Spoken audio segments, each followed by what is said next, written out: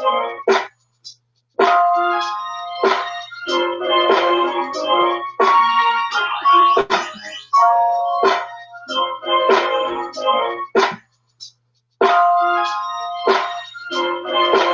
day, everybody. Happy day.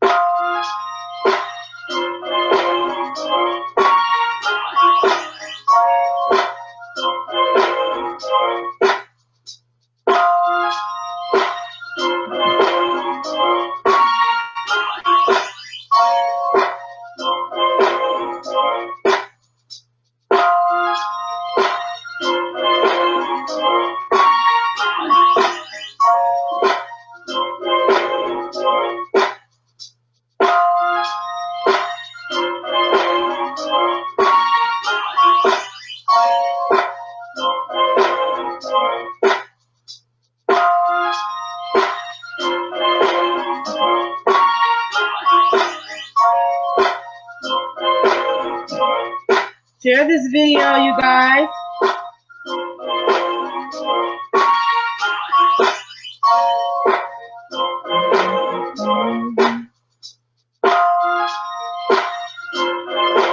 Hey, Sharon. Happy day.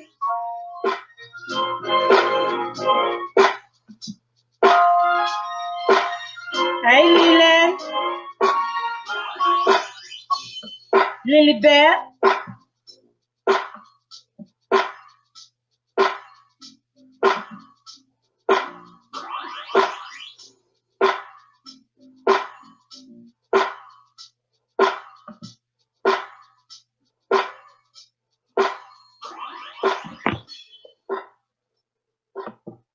Happy day, happy day. This is Positively the Discussion. You have to remember that HIV still exists. You have to get tested. You have to use protection.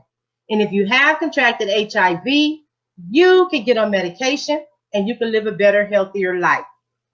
Today, I told you guys, I'm going to have on Angela Myammee Pitts from the VH1 hit TV show Flavor of Love.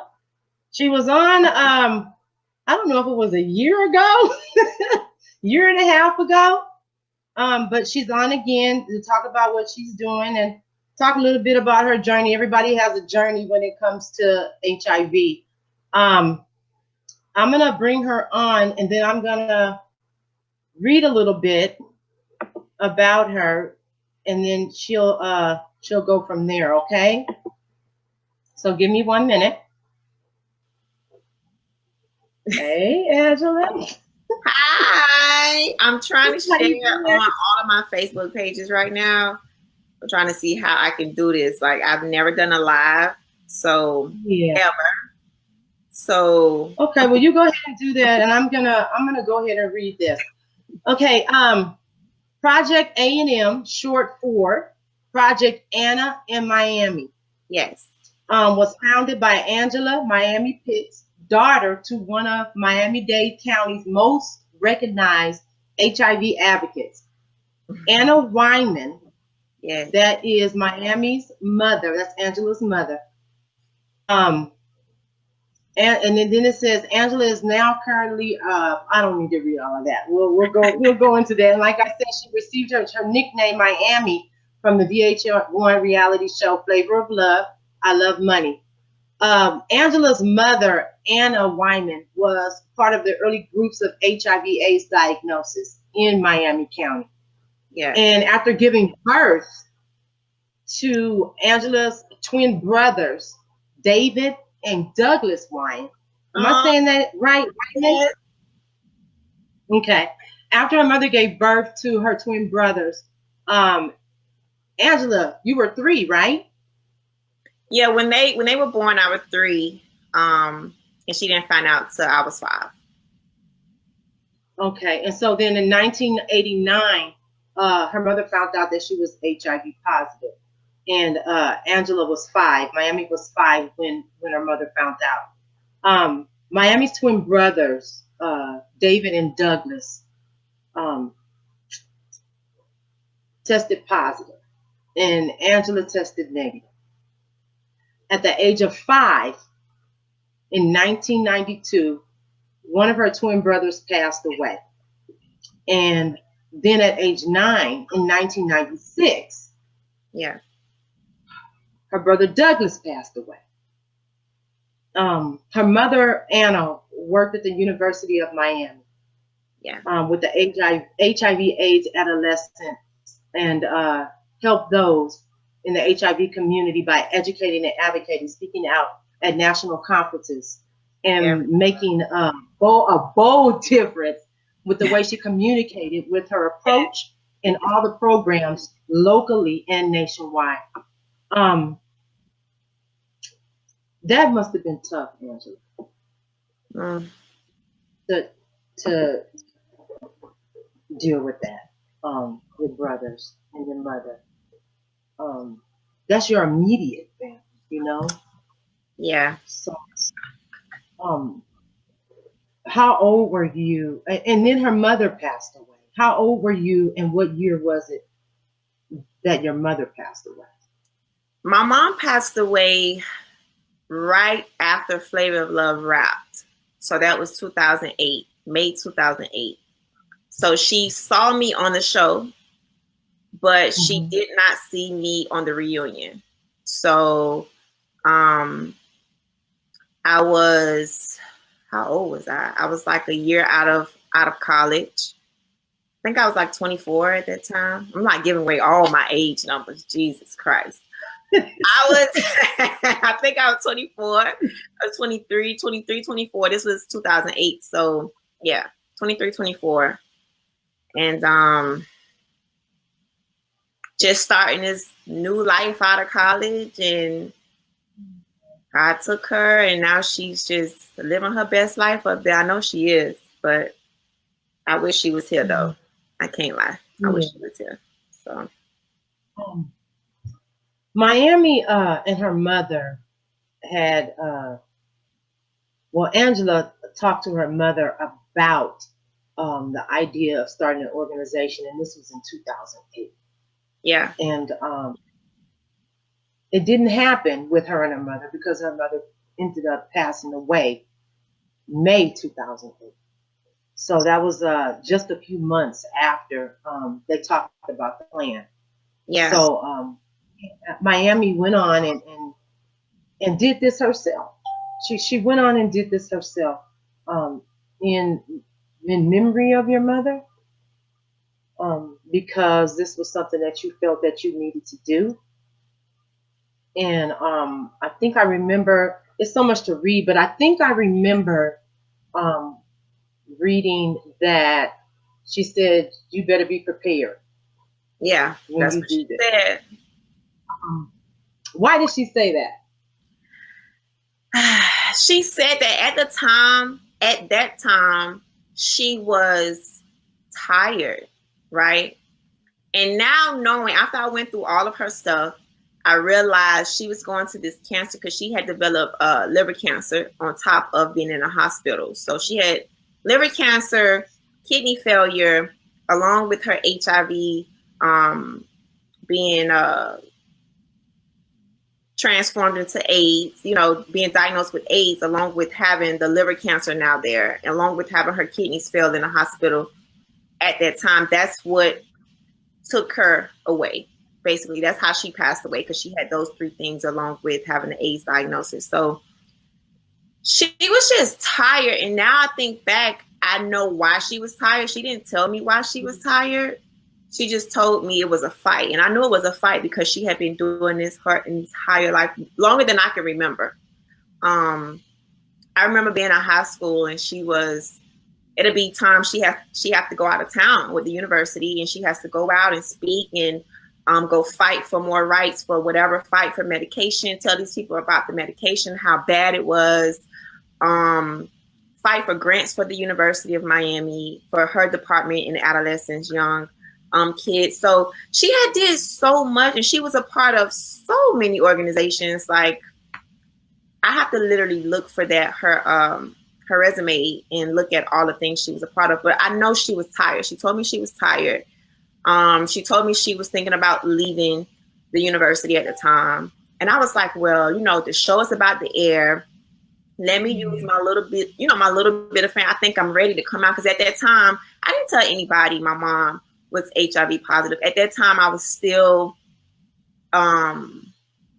scared, because I didn't know how people was going to perceive me. But something came over me. I don't know what it was, but I told her, I'm not scared anymore. Yeah. I don't care. I don't care anymore, So I was happy I had that conversation with her, and to let her know I wasn't scared anymore, So she was just telling me, like, wow, like, and just know this is going to be a fight. This is going to be a lot, So, and I told her, well, I'm your daughter, so of course it's going to be a lot, and I'm ready for it. So it's nothing. I'm just like, I'm just like you. I don't know verbatim what we talked about, but I know it's summed up in that amount of words, So I'm gonna get emotional, people. So don't mind me. I'm fine. It's just the memories of me sitting in my car talking to her. So, but yeah, so that's how that went. She just told me it was going to be something, and it has been something. So, I'm just happy to be here today, to be able to not be ashamed anymore. I'm so sorry. I'm sorry. It's okay, girl. These are good memories. These tears are good memories. So don't think it's bad. It's just sitting there talking to her about that at that moment. It's just flashback to me real quick. So, how old were you when she told you that she was diagnosed with HIV? Well, I remember being in elementary. I remember being in kindergarten. So I remember kindergarten very vivid. I know I had a friend who, me and her, we are still friends today. Her son is my nephew. Like, I remember us being in those classrooms, and I knew. I just couldn't say anything. And then as I got older, my brothers were right behind me, and we went to the same school. So I remember my brothers going to school and still keeping my mouth shut. And I remember being at elementary school, and I think one of the teachers or a few people found out about my brothers, because my younger brother David was just so sick. Like, he had just started kindergarten, or pre-K, whatever it was. And he got so sick, and the word got out, and everybody ended up knowing in the class. So it didn't come on mine end as much, because the kids my age were 3 years older than me. 3 years older than them. So it didn't circulate to us that quick, but I remember they found out. Yeah. And that was like scary, because again, this was like 90, like this was like 91, 92, 90, like everybody side eye, everybody like, there's stigma now, but the stigma was really bad in the 90s. Yeah, like, can you imagine, like, you're in class and people find that out, and they like, oh, you stay in the house with them? Oh, you eating, you share the bathroom with them? Like, I couldn't say nothing. I had to literally just keep my mouth shut. Like, I couldn't talk about it. I could not talk about it. So that was something too, not being able to talk about it when you're hearing everybody around you saying something negative about the people that you love.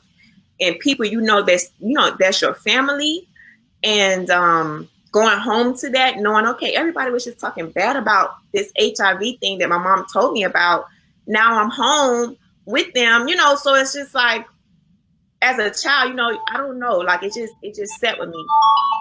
All of these. So,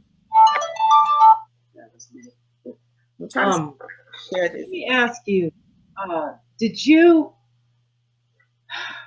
even understand what HIV was or what it meant in elementary school at all?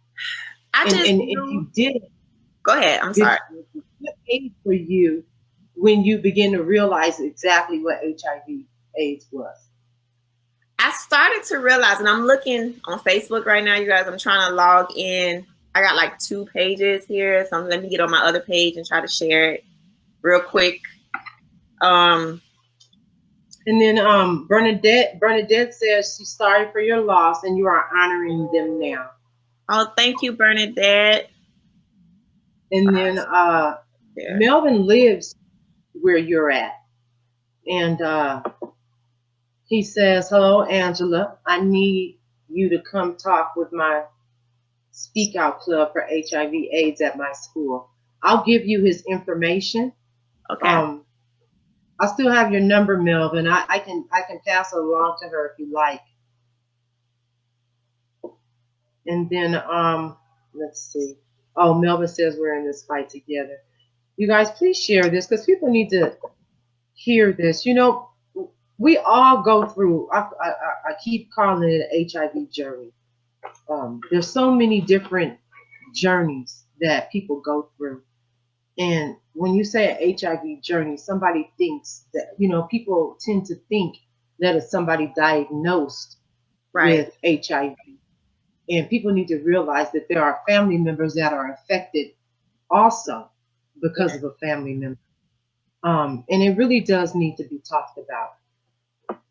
This is not a usual day that I have my show, but Myammee could do it on Wednesday, so that's why we're doing it today. Sorry, I want to thank you, and that's okay. I want to thank you, though. I want to thank you for being on, and tell everybody about your nonprofit, and we'll talk a little bit more. Well, I kind of like transitioned it a little bit to let me go back to the first question you said. You said how old was? No, what did you say? How old was I? How old were you when you realized whatever it was? And then when you did realize what it was, how old were you? Okay. What did you think? You understand what I'm saying? Yeah, I get it.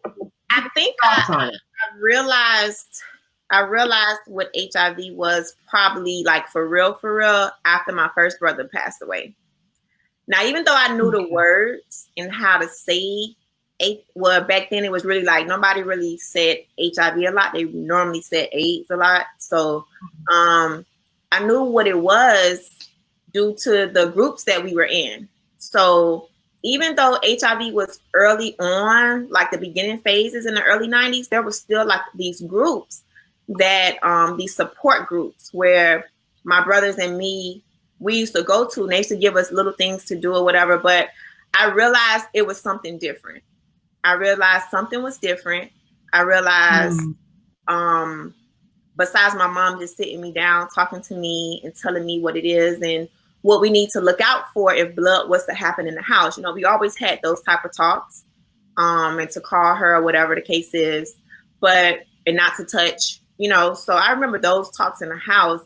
But I think after my first brother passed away, I realized like, this is the thing, like people was joking about, like, this is it. Like when they said, you're going to die, like all this stuff, like it was like becoming a reality because it was like, oh my God, like my brother just died from this thing that that's this AIDS thing, as a young, I'm 7 years old, 8 years old or whatever the case was.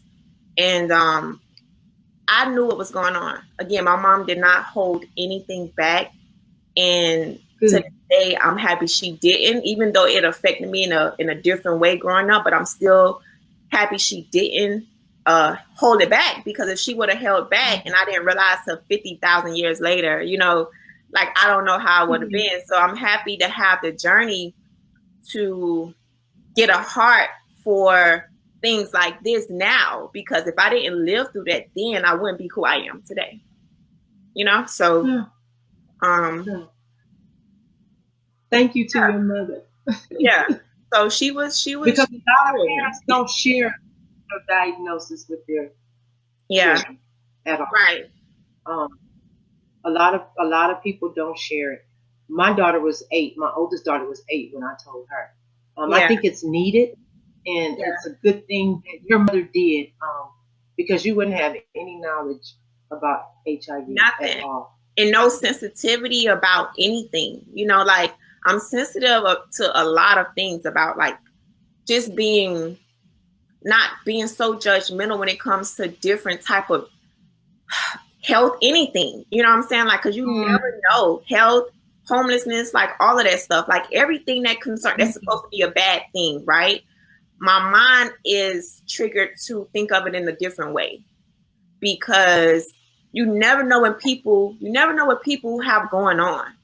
You know, like, for a long time, nobody didn't know anything. Like I said, that was up to I was 20 something. This is like 2000, like 8, 9 after she passed away. Like, and I still was. You never even spoke about it to anyone, even after she passed away. Yeah, I told my best friend at the time. I told her the day of she passed, and I said, "This is why my brothers passed away too." And I told her. She was the first person I told. And then I think after her, I told, like, one of my exes at the time. And then I just got comfortable and I got on social media like a couple of years later and just said it, you know. But at that time, even though I was just discussing it about my mom, being ready to talk about it with my mom, but just seeing her pass, it was just like a hit to me, like, oh my God, like, I can't believe this thing just, you know. I was just so nonchalant with her. Like, I thought she was not going anywhere, because I'd never seen her in nobody's hospital. I never had to visit her in nobody's hospital. To me, she was always healthy.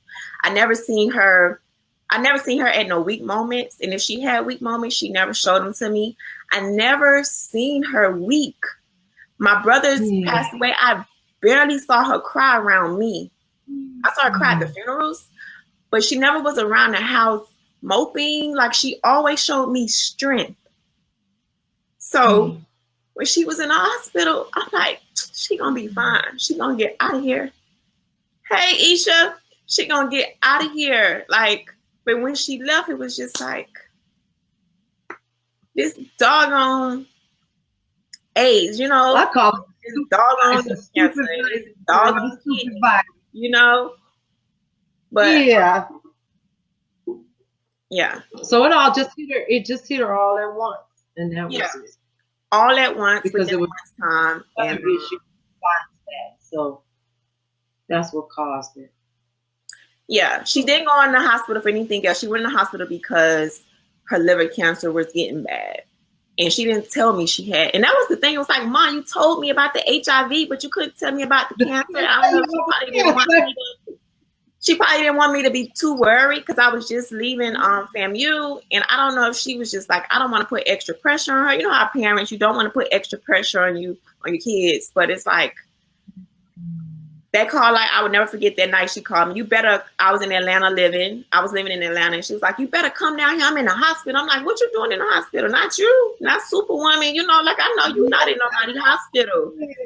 And she was like, yes, I'm in the hospital. They're telling me I got liver cancer. You need to come see me. And literally, like, within a month, she was gone. So. You made it to see her, though, did you? Yes, I made it to see her. I was staying in Atlanta. I came down. I was staying with my grandmother at the time. And I was just staying down here, just visiting her. And if I had, like, at the time I was doing events for VH1, I was going out having to do these parties on the weekends. So I would have to still fly out, like, on certain days and do these parties and events, you know, to keep the money coming in for me. And come back and, you know, visit her the days I visited her in the hospital. It was hard towards the end to visit her every day. because I seen it progress. It got worse and worse and worse and worse and worse and worse and worse and worse. So, so she got in veggie state. I saw her in that state, and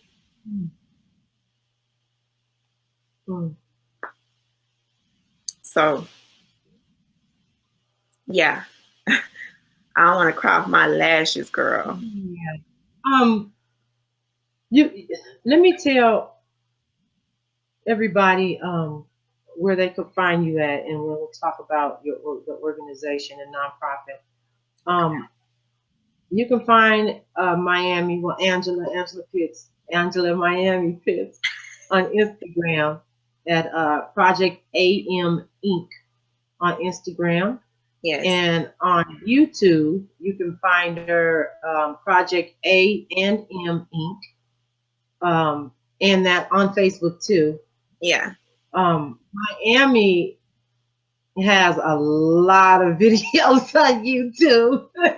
And you say that's a lot. I feel like it's not a lot. I feel like I slack. No, I love them. I love them. I told you I get an alert every time they go off. From the last time you was on the show, I subscribed. The videos are nice. They're bright. They're vibrant. She's just perky while she's talking, while she's educating. You guys really gotta watch these YouTube videos. They're really good. Thank you. Every time I watch somebody's YouTube video, I'll be like, dang, why my videos don't look like that? Girl, trust me, it's a lot. That's why I don't have No, but they're really good. They're really good. Her website is, of course, www.projectam.org. Yeah. www.projectam.org. And if you want to email her, you can email her at Project AM. That's capital AM. Project capital AM Inc. INC at gmail.com. Project capital AM Inc. at gmail.com. But let's talk about the nonprofit and where you want it to go. Where I want it to go. I don't know what I just did. Hold on, let me close that. Playing around with this thing. My goal is to one of the goals that is coming to fruition right now is I just partner with CDC and their Act Against AIDS campaign, the Doing It campaign, the Doing It My Way campaign. That was one of the goals because I want to continue to do things on my end, which is advocating and doing the best I can in advocacy, doing the best I can educating on my end from my platform. But my goal is to really now get inside and do like consulting and do like just get out there in different areas, different markets and help other people get their platforms and get their message out when it comes to HIV. So I want to use my personality. I want to use my face. I want to use everything I have to be able to help those messages to get out. So if it comes down to working with the CDC, and they have this big HIV campaign going on, which I'm so proud to be a part of, along with I just partnered up with my University of Miami, the adolescence department. I'm going to do some videos for their kids under 24, so ages 13 to 24, and trying to educate. Yeah, and trying to educate and help them communicate with their sexual partners, help them have the conversations with family, help the families try to understand when it comes to disclosing to the kids and how the kids should have those conversations with their parents who are positive and the kids who are not positive. So I've been shaping, since the last time we talked, I've been shaping the things that I've been wanting to do. And that's basically what I'm going in that avenue of, is working with people who are like-minded like me, who want to see HIV get eliminated, want to see the HIV prevention, protection, testing, know your status, continue to get into treatment for those who have a positive result, and why that is so important to be in treatment, to get it undetectable. You know, like it's so many layers with it. Like I want to be a part of that because that's part of everything that I stand for. Of course, it's prevention. Of course, is the kids who are now being born from mothers who are positive and they're becoming like me, you know, a child that has a positive parent, you know. So I have that little small foot in the door to be able to talk to those kids and try to get their mindset that their mom or their dad or their grandmother or their granddad is going to be fine, or their aunt, whoever their caretaker is, who are positive, you know. So it's just so many layers, girl. Like I'm just here to add my juice and my sauce and add my how the kids say now, my drip, you know, and make sure we get this message out that, you know, getting tested is needed and knowing your status is needed, and you have to stay in treatment that is needed, and working as hard as you can to get to undetectable and not feel shame if your undetectable status gets eliminated. You know, it's so many things. I don't know if you know. Have you heard of UequalsU? Say it one more time. Have you heard of UequalsU? Yes. UequalsU. Okay. It means undetectable. You have sex with somebody. You ain't getting no HIV in so many words, right? I'm part of the HIV going down. So yes, I'm part of the steering committee for UequalsU, and it started 2 years ago with a man named Bruce Richmond who started it. Okay. Anybody who wants to know any more about UequalsU, you can go to preventionaccess.org, preventionaccess.org, and you can read more about it. Since I just wanted to mention it. Okay. People that are diagnosed with HIV are not transmitting HIV. Exactly. And that's because they are staying adherent to their HIV medication for 6 months or longer, and which that means undetectable. Right. So there are so many different organizations that have signed on. It's the science behind it. The CDC has signed on. Janssen Pharmaceutical. There's a lot of organizations who have signed on. Health departments in different states. I should have printed out the list. If I would have printed out the list, I would have been talking forever. But there's so many. I know. So I just wanted to bring that up just to let people know that are watching that people diagnosed with HIV are not transmitting HIV. Exactly. They're having healthy babies. Okay. Great lives, just like anybody else. Right. Like anybody else. And it's just like you and a friend of mine, her mother passed away from AIDS. And she said she wished she would have listened to God at that time. And she wouldn't have waited so late to advocate after her mom passed away. She would have educated herself a little more, not a little more, but more on HIV. She's very educated now, and her mom's passed away, and she started an organization too. I'll hook you up with her. Yes. She's where you're too. Yes. So let's let me see here. And I know it's a Wednesday, so usually there's more comments. Anybody have a comment they want me to ask? I know why. Myammee. And let's see, fighting AIDS was okay. It says that you left the with the memories of what she witnessed. That you left the memories of what you witnessed with your mother and your brothers, and is now bringing awareness, educating and eliminating stigma to help change the world's perception on HIV. Yes.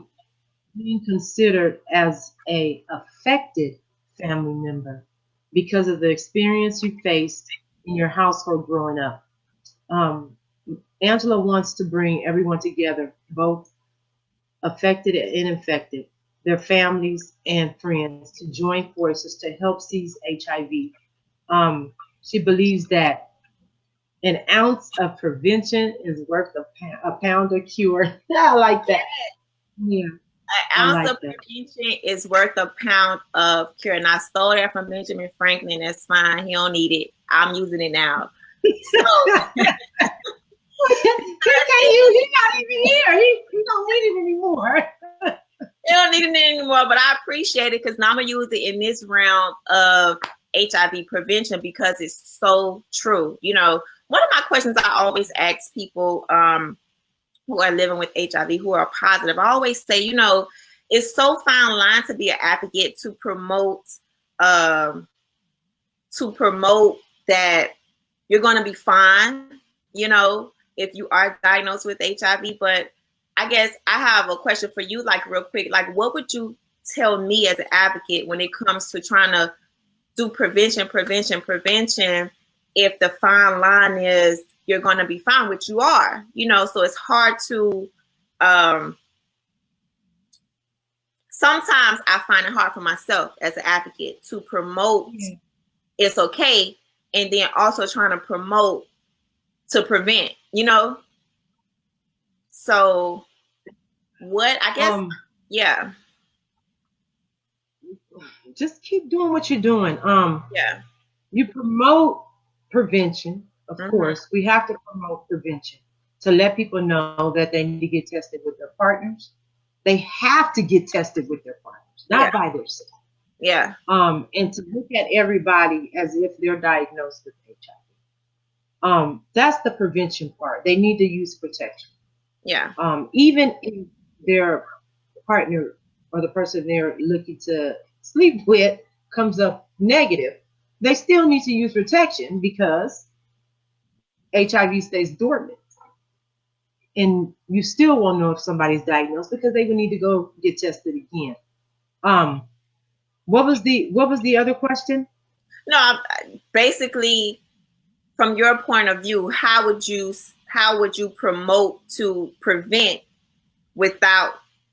I guess the thing that I'm coming in contact with is if HIV is okay, and if HIV is, I can live with this forever and I'll be fine. So I don't need to worry about prevention. Like, I'll just take the medicine like everybody telling me. Like, I'll take the medicine and I'm going to be fine with a smile on their face. You know, like everything is cool, but it's like you still want to do prevention. Like, what is your message for prevention? I guess my question would be to you to tell me, you know, to just keep going. Message for prevention for those that are diagnosed, that are on their meds? Who are not. Oh, the message for prevention for those who are not on meds but diagnosed. But they don't know their diagnosis yet. But they don't care. Either way, like if I get HIV, it's fine. You know, if they say if I thing. You just have to keep telling them that they have to protect themselves and look at everybody as if they're diagnosed. A lot of people, and I hate to always, you know, I don't like that I always have to do this. Especially in the Black community. It's taboo. It's so real. It's so real, D. Like, I know that it affects us all. I trust me, I know that. But I'm on that side because when I go out in the community to talk, they don't want to talk to me. They don't want to hear it. They don't want to take a pamphlet. They don't want to take condoms. They just walk away. And that's tough. We just have to keep voicing our awareness and educate as loud as we can because that's the only way we're going to get to people. Yeah. I think social media, Angela, plays a big part in people who don't want to talk about it. They can learn more by listening to social media advocates. I think it's broad. It helps a lot of people who are behind the scenes. Right. And it's more personal. They get to listen and read on their own time. They get to watch on their own time and not forced to go to a big event to listen, you know, so I get that. But but yeah, that was one of the issues that I was coming across with being down here and doing advocacy work and doing awareness stuff. And I would not forget the conversation I had with a young gay male.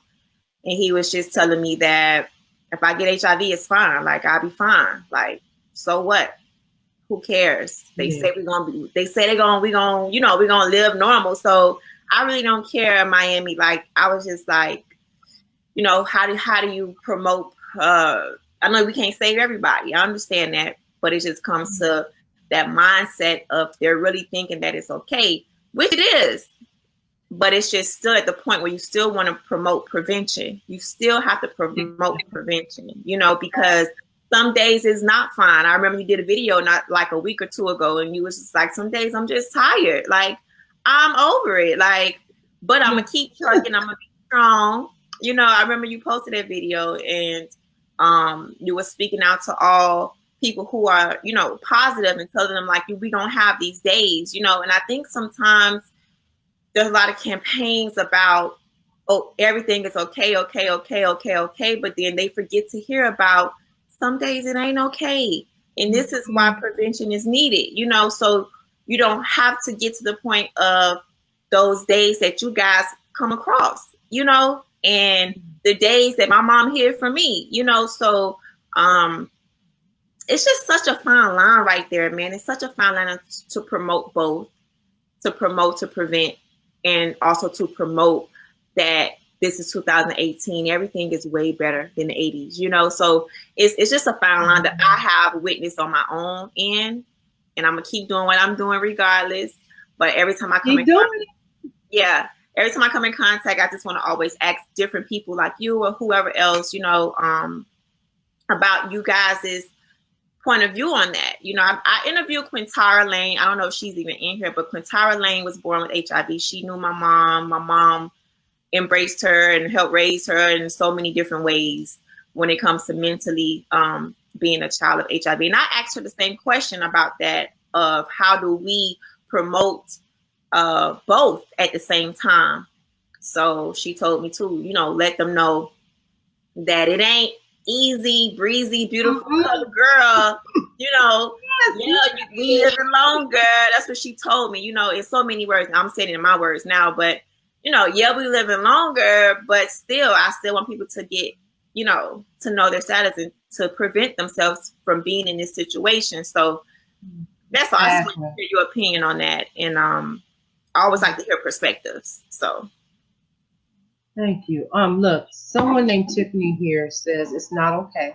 So if you are, be in treatment. That's what's important. But you want to remain negative at all costs. Yes, you want to remain negative at all costs. Right. I think people need to be aware, and that's why I always say HIV still exists. Every time I start the show, people need to remember that HIV still exists. I think they forget. Yeah, they forget. People get comfortable and they forget. They forget. And so I think we just need to keep stressing that. HIV is still here. Still here, is still here. So in order for people to not contract HIV, you have to get tested and you have to use protection. Right. It's best to get tested early to find out if you have contracted HIV so you can get it. Right.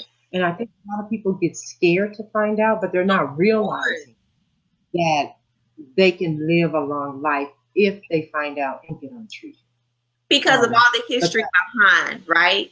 Because of all what we always knew about how it used to be. And I think that's why people they're still stuck in their mindset. So tell me this. It's fun, girl. I'm loving this. I love video. I know you do. When you started to let people know, did you get backlash? Did people think that you were diagnosed with HIV? Girl. And did it bother you at all? I know you heard some things. I got a lot of backlash from everybody on all sides. Okay, I got backlash from people who are positive. I got backlash from people who just still ignorant.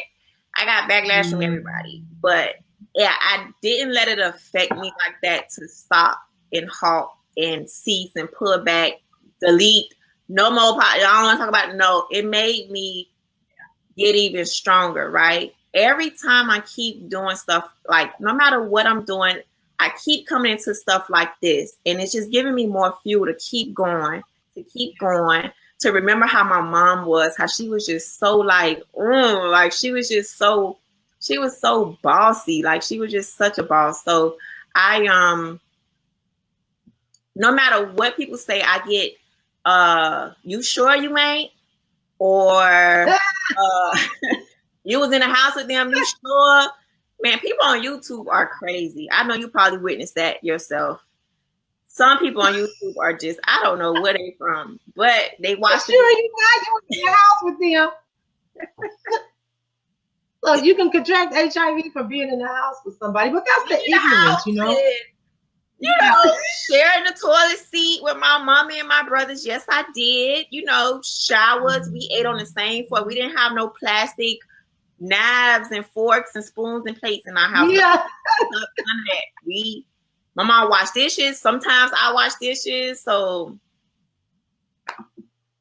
it is what it is. So, but yeah, I got a lot. I got a backlash. My very first video I ever did on YouTube was my first story, and I put it on Facebook too. And I was living with HIV, like the memories of it, right? And I used living with HIV because I guess people was like, what?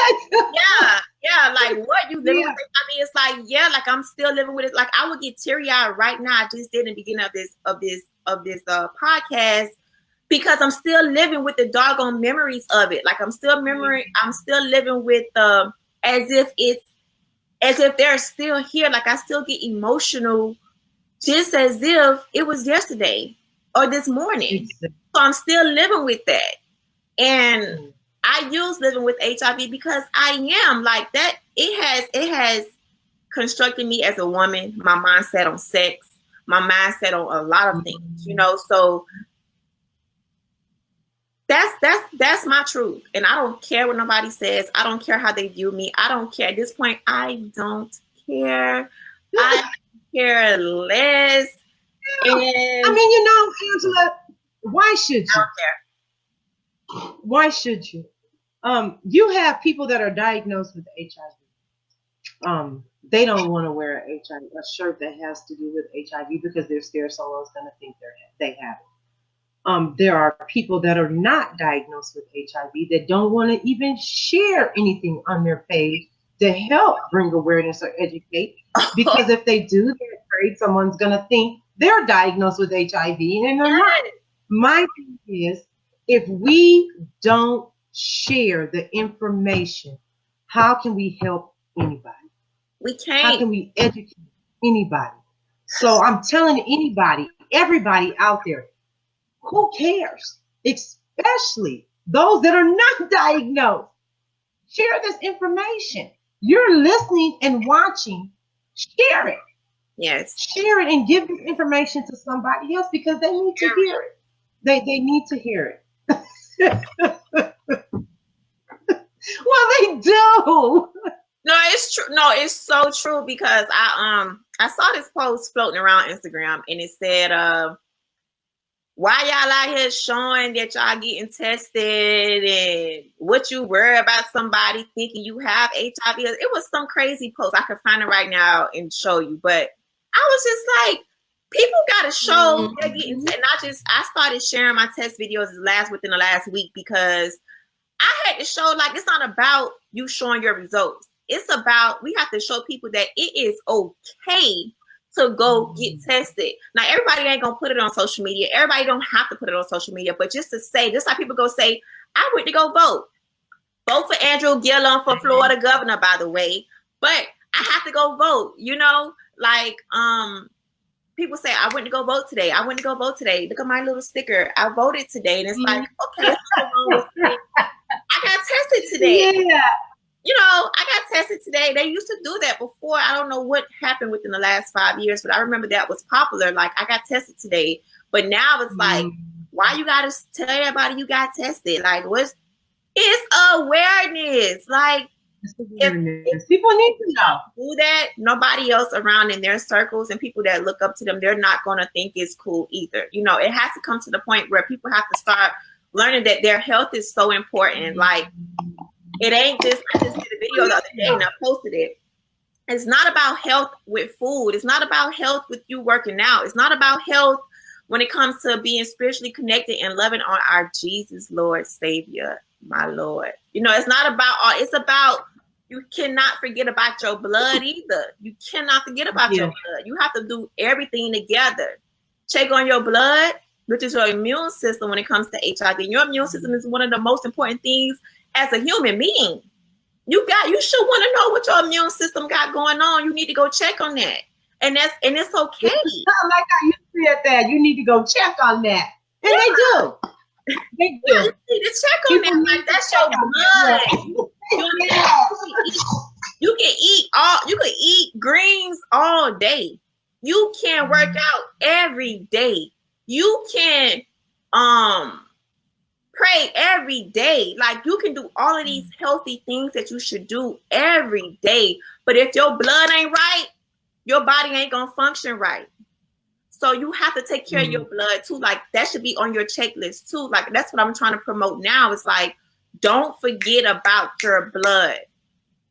Yeah, I seen that one. Yeah, because it's so true. Like, you can have everything lined up good, like around here stunting and shining and dripping and you know, swaggy and all of this stuff, and your blood ain't on point. Like, come on, man, you got to know what's going on. And when you do find out what's going on with it, you got to go ahead and treat that blood right. Treat it, take care of it, get on the treatment, get to undetectable. What's the new slogan you say? U equals U. What is it called? Undetectable, untransmittable. UequalsU. I'm gonna send you some information. You can do a YouTube video on UequalsU.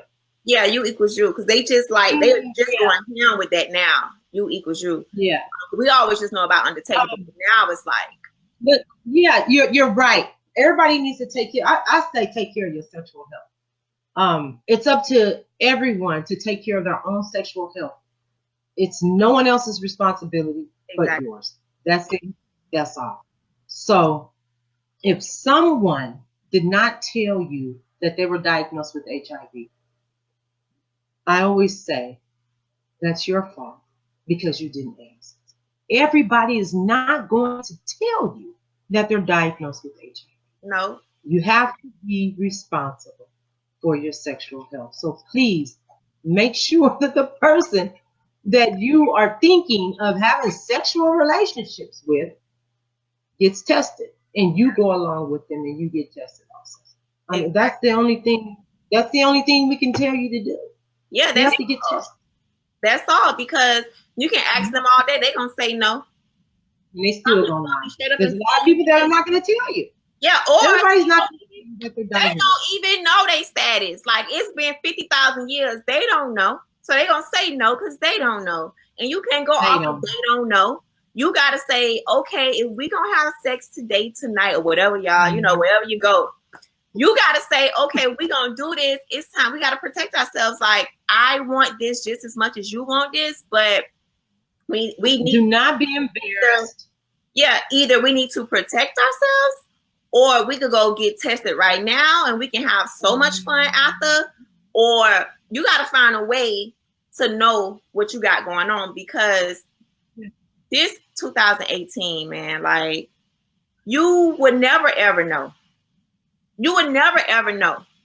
You know, like, and not even that, you have I always say this on my videos too, you have the opportunity to go get a test to find out.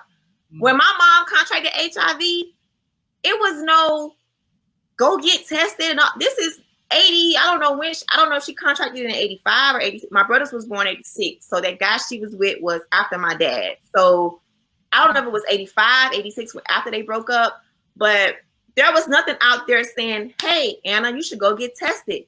You know, hey, know your status. It wasn't out there back then. So they didn't have the opportunities as people have today to protect themselves and to love themselves enough to say, look, bro, I want them protected. It's not worth messing up my immune system. Like, I don't think people understand what HIV is. Like, HIV will get your immune system so low if you don't take care of yourself, if you don't know your status, if you wait till a day before your numbers are 1 or 2 or 3, you know, like, come on, man, you have to. Don't have me. I'm gonna go out. I know it's frustrating. I see you. It's frustrating. It's frustrating. But you're right.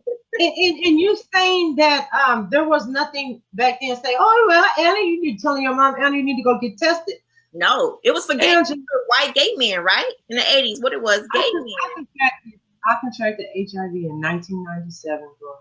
In 1997, I had no thought in my head at all that I would even contract HIV. Yeah. I never thought about it. I never talked about it. Nobody around me I knew that was diagnosed with HIV. There was just no thought in my head about HIV. So when I found out that I contracted HIV, I'm like, what is going on? Yeah. You know, I was lost. I was so lost. So I get that part. It was what, 92 that your mom contracted HIV? Was it in 92? No, see, what happened was she had to contract it before she got pregnant with my brother. No, she found out in 92. She found out in 89.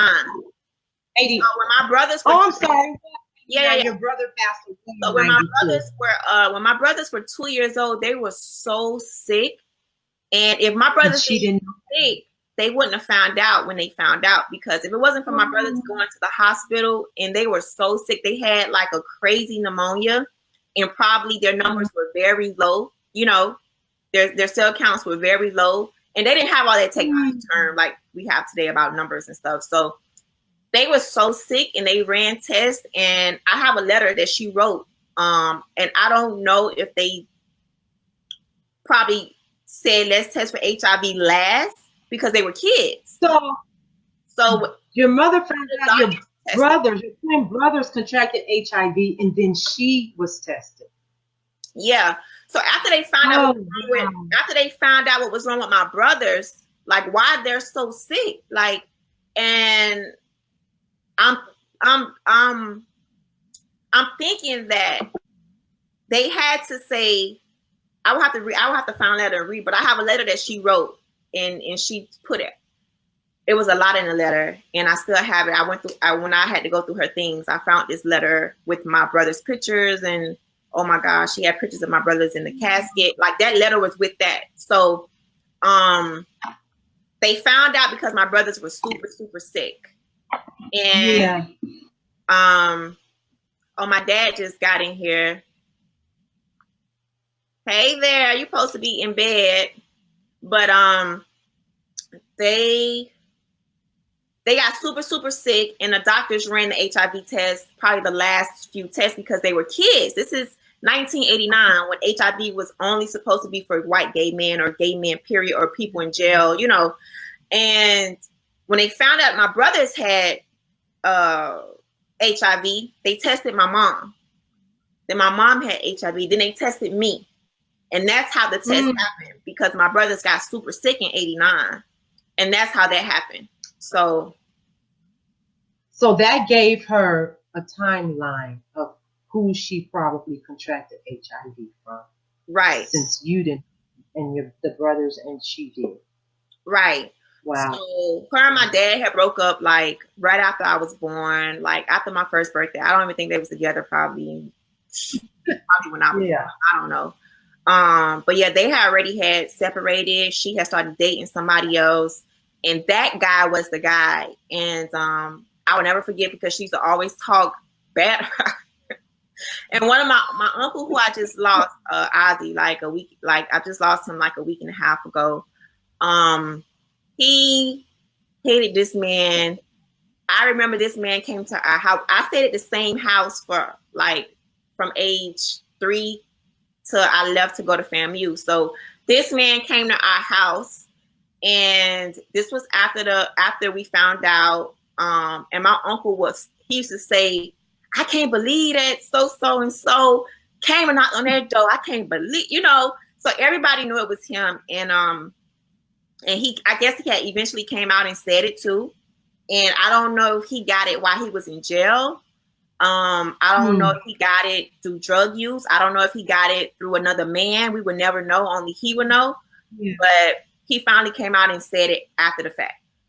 And that just, that was a whole different ball game. What happened between him showing up to our house and.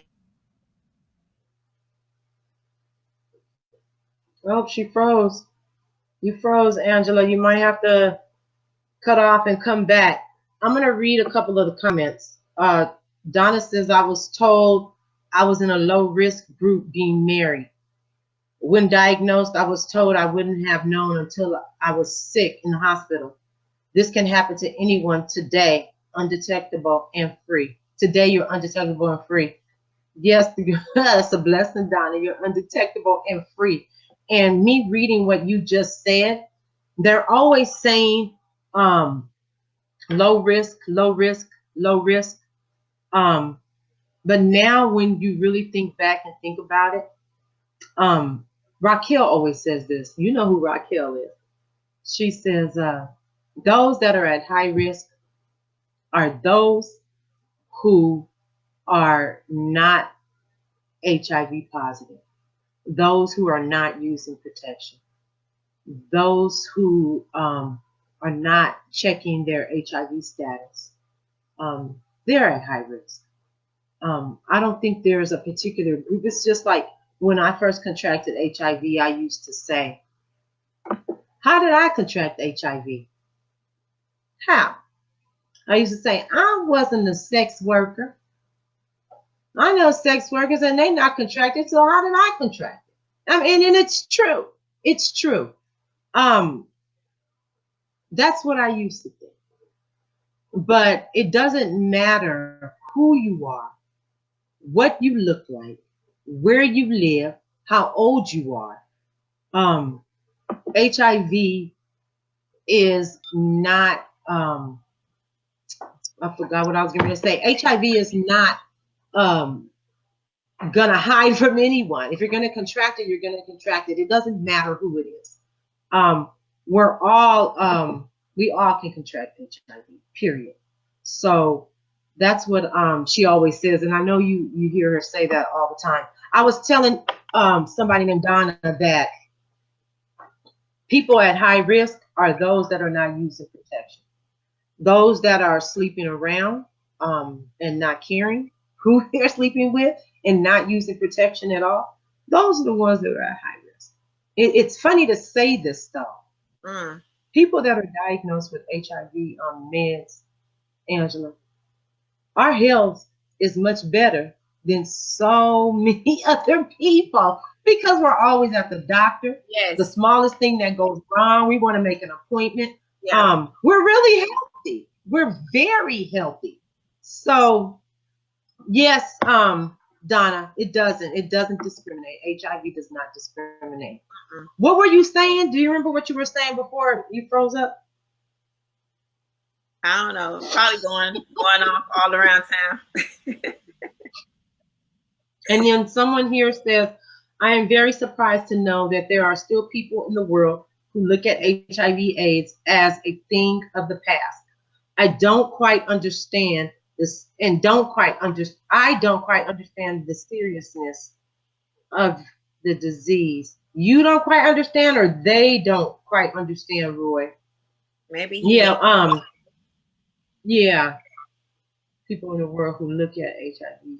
No, it's not a thing of the past. But I think because it's not talked about enough, people think it's a thing of the past. I seen a commercial 4 days ago. I don't see it every day about HIV. And I just smile when I see it. I'll be trying to hurry up and grab my phone so I can take a picture and put it up, but I haven't been able to catch it where I can take a picture. So it's nice that I'm seeing it. It's not as often as it should be, but at least there's some commercials. I don't know if anybody else out there is seeing commercials on HIV, but I've been seeing the same particular commercial I've been seeing. Commercial Donna says, a commercial on internet. It's on streaming. Well, it's live TV. So yeah, it's live TV. Donna says healthy and active.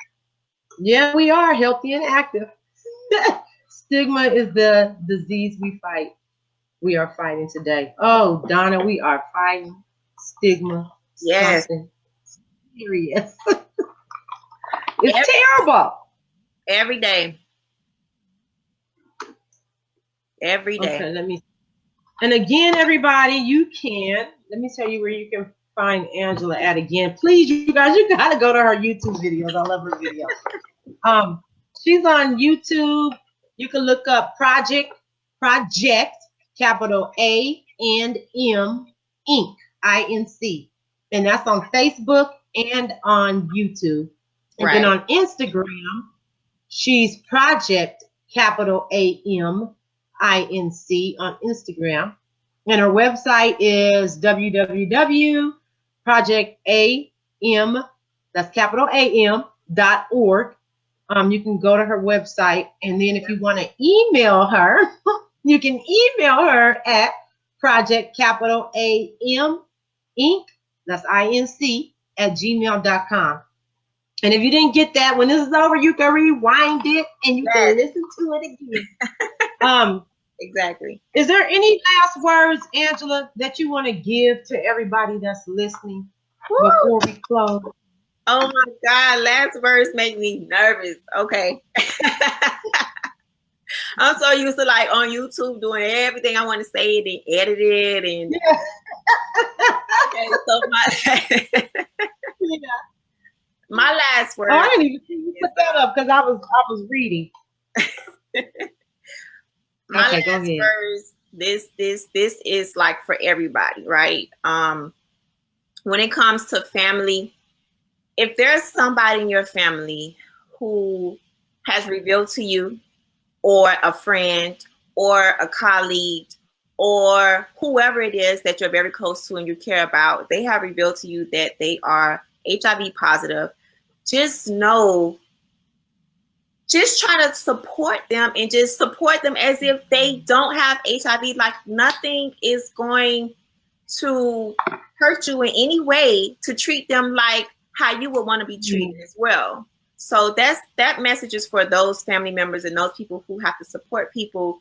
If they just heard them say, you know what, just be open, just listen, just care, and that's it. You don't have to add nothing else to it.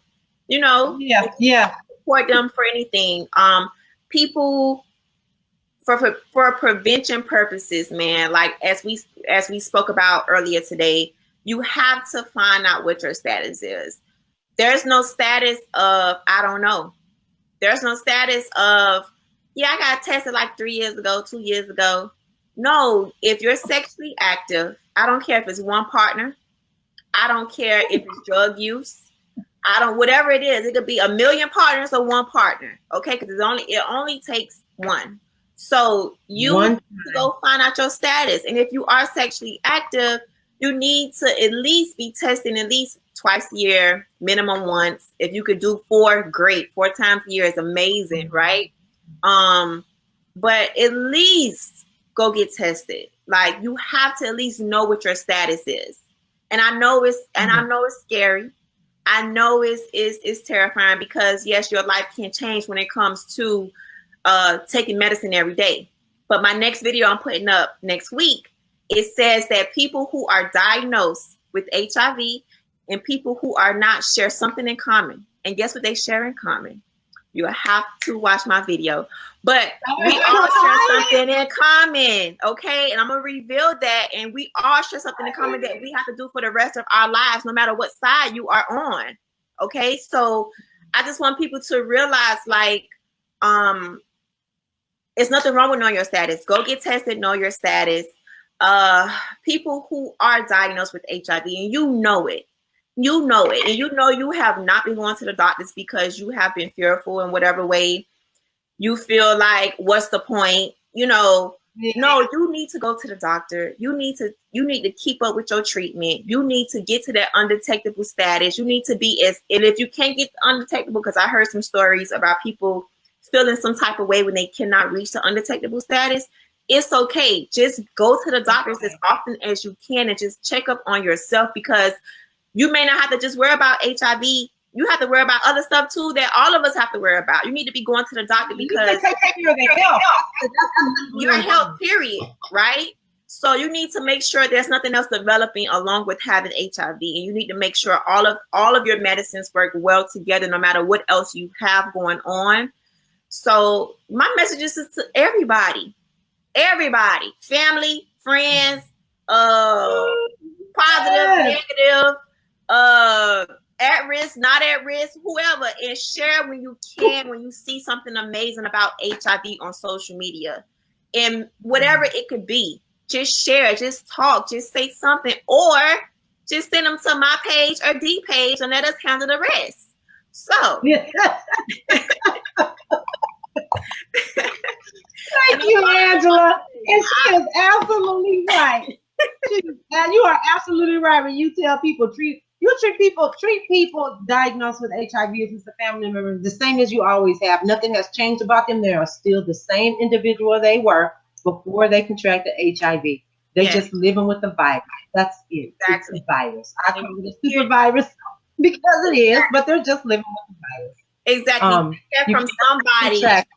Exactly. Take that from somebody who stayed in the house, who was a child with 3 people surrounding her, and nothing happened to me. So chill out, relax, and enjoy the program and love on them.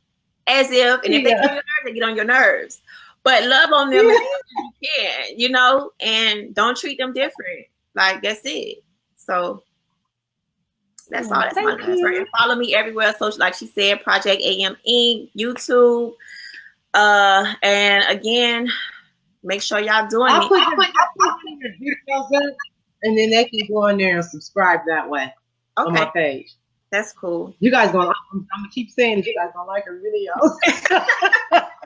Thank you, T. I appreciate you, right? I appreciate you right now, right? Because I appreciate you too. I'm so glad you came on again. Amazing, girl. Is amazing. If y'all don't know, I love her for what she's doing right now. This is amazing. We need more of this. And if we don't have more, if you have a story or something, reach out to her. She always reaches back out. She always supports everybody who's out here trying to just do advocacy, who's just trying to bring awareness. And you don't find it everywhere, D. So I appreciate you right now. And you keep doing what you're doing, girl, because this is change. This is going to change lives. So keep it up. And I thank you for welcoming me in like you did a couple of years ago. She welcomed me with open arms. So I really appreciate it. Like, to do that. Yeah. It has been 2 years? Probably a year. I had just started. And what's so crazy, when I just started, it kind of took off faster than what I thought. And it reached a lot of people. That's good. Than I expected. I didn't expect it to reach as many people as it did at the time. So, coming in contact with like people like you and many others, it was just like, oh my God, like, okay, I'm gonna keep doing. All right, Donna wants to know your page name again. You can give it to him again. Somebody's asking, but Donna, I'm gonna put her video up too for her Instagram, and then you guys can go on there and subscribe. When the show is over, I'll put her YouTube up. Yeah. Or you could just go to projectam.org. It takes you straight to the YouTube page. And you could just put Project A&M on like Instagram on the search, and it should pop up. Okay. All right, everybody. I gotta put these little plugs in for everybody. PWN USA. You can type that in on Google, PWN-USA. That's a women's organization for those diagnosed with HIV and their allies. So you can go to PWN-USA on Google. It'll come right up. Follow Rise Up to HIV on Facebook. There's a lot of information there. Sero Project, SERO Project.com. That's they advocate HIV is not a crime for HIV criminalization. If you want to know the HIV criminalization laws in your state, go to HIVlawandpolicy.org HIVlawpolicy.org. Click to the left. It says find laws in your state. Click it and you'll see them there. Also, anybody who needs life insurance for those who have chronic illnesses, go to Legends Insurance Services with Precious Jackson. Her number is 323-230-3189, 323-230-3189. And again, if you want to find out more about prevention access, UequalsU, you go to preventionaccess.org.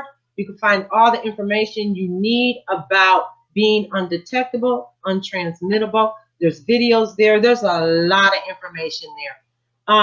So you guys do that. Let's see what else. Am I missing anything else for you guys? For free testing. So CDC website has free testing locations. You put your zip code in there and you can find all your free locations where to get tested. So yeah, I want to thank you. That's just something I remember. I always forget. And they can go to hiv.org and they can type in their state or zip code and it'll give them the testing sites too. Okay. So both of them will give you testing sites. You guys, I always say this. We have one life, only one. Live it happy. Live your best life because we only have one. There's nothing else left to do, being diagnosed with HIV or not. Look at Angela. You frozen, girl. You frozen. Okay, everybody. This is Positively D discussion. You have to remember that HIV still exists. You have to get tested. And if you have contracted HIV, you can get on medication and live a better, healthier life. I love you guys. Thank you for tuning in. The next show I'm going to have on two amazing, strong women who are diagnosed with HIV. They're advocates and they both wrote books. We're going to have them on September 1st. So look for that. And this Saturday, I'm going to have someone on who was diagnosed with AIDS. A lot of you may know who it is, but I'm not going to tell you who it is right now. But look for that on Saturday. So, love you guys. Thank you for your support. I'll see you guys Saturday. Bye.